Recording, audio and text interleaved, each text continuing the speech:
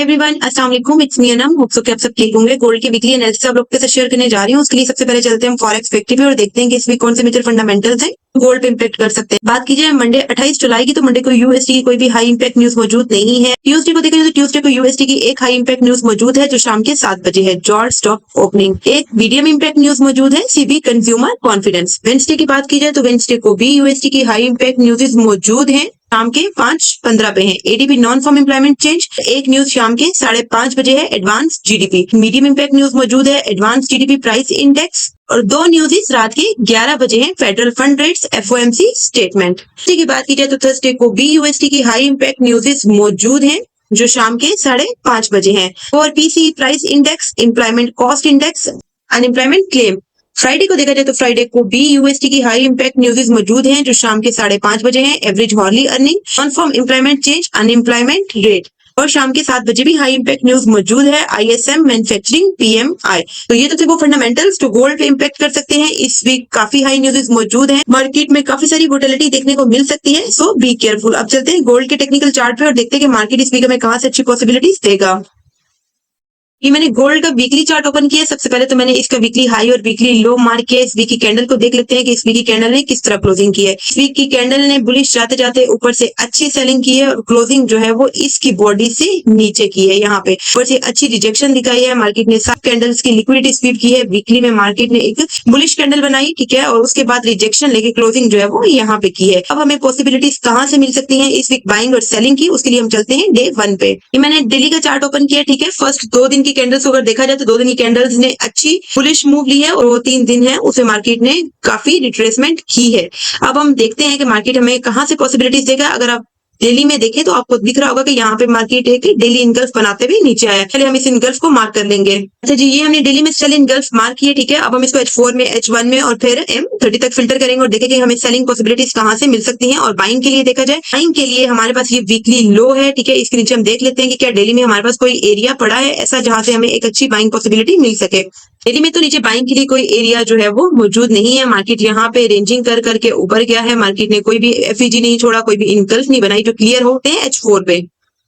जी, ये हमारे पास H4 का चार्ट ओपन है। यहाँ पे हमें एक H4 का ब्रेकर नजर आ रहा है, ठीक है, जो ये इस वाले एरिया में है, ठीक है। यहाँ पे ये H4 का ब्रेकर भी मौजूद है, यानी कि एक बाई इनगल्फ बनी। मार्केट ने यहाँ पे आई, मार्केट ने इसको ब्रेक किया और यहीं पे सेल इनगल्फ बनाता हुआ नीचे आ गया। यहाँ पे हमारे पास एक सेल इनगल्फ मौजूद है जो यहाँ ऊपर सबसे टॉप पे है।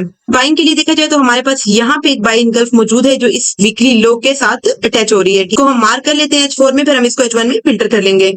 मार्केट ने इसको ऑलमोस्ट टेस्ट किया है, ठीक है। मार्केट अभी भी इसके ऊपर ही है, इससे निकला नहीं है। ये एक H4 की जल्दी इनगल्फ है, ठीक है। और मार्केट ने इसका एक्सपेरिमेंट भी बहुत अच्छा किया है। हम इसमें देखेंगे क्या हमारे पास कोई फिल्टर एरिया मौजूद है, इसके नीचे क्या हमारे पास कोई ऐसा एरिया मजीद मौजूद है जो H4 में मौजूद हो।